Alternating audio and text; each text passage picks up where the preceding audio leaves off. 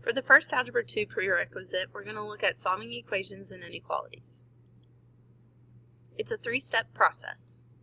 We're going to distribute, combine like terms on each side of the equal sign, and then undo order of operations. Here are two examples. First, we got to distribute, so that just means to multiply. We're going to multiply that -3 by the 3x and by the 5. So now we get -9x minus 15 minus 5 is equal to -83.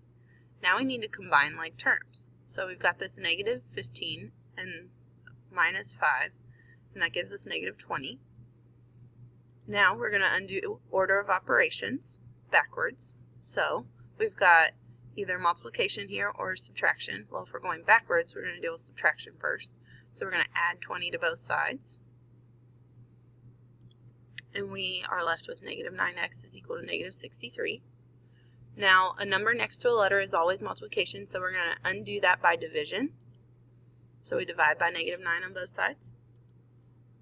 And we're left with x equals 7. Here's another example.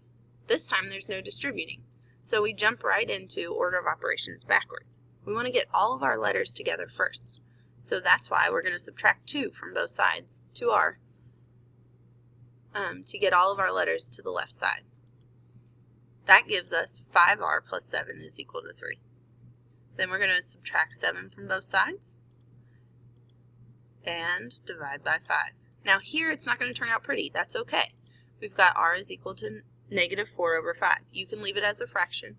It doesn't have to be a whole number. Now we've got x plus 3 minus 5. X plus 3 over 2 minus 5 is equal to 6. We're still going to do order of operations backwards because there's no distributing. But when we have a fraction bar, anything on the top or the bottom of the fraction bar is grouped. So we can just put parentheses around the x plus 3. Well, that's the last thing we want to deal with. So we either deal with this divided by 2 or this minus 5. Well, subtraction comes before division, so we're going to add 5 to both sides first. We're going to keep the x plus 3 over 2, and that will now equal 11.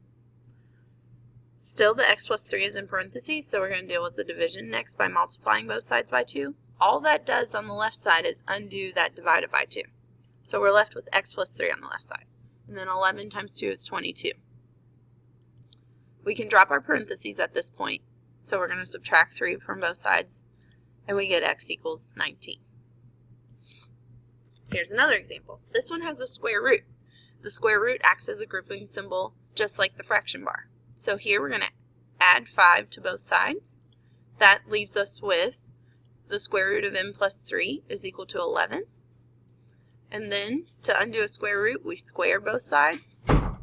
So this gives us m plus 3 is equal to 121. Notice the squaring didn't do anything to the pieces inside the square root. It just gets rid of the square root. Then we're going to subtract 3 from both sides. So now we have m is equal to 118. So then there are special cases. This happens when all of the variables cancel out. We don't discover that this may happen until our final step, when we're undoing the order of operations. Our answers will either be no solution or infinitely many solutions. So here are a couple examples. We're going to distribute just like normal. And then we're going to get all of our letters on the left side, so we add 3x to both sides. And here we're left with -15 is equal to -21. Well, this is a false statement, so that means there are no solutions. Here's another example. We're going to distribute the 5, so we're left with 20 plus 5k is equal to 20 plus 5k. If we subtract 5k from both sides, we're left with 20 equals 20. This is always true, so this is infinite solutions. With inequalities, you do the exact same process, but if you multiply or divide by a negative number, you have to flip the inequality symbol. So here's an example. We're going to distribute just like normal. So we multiply by -2, and we get 15 is less than or equal to -2x plus 10. Then we're going to subtract 10 from both sides.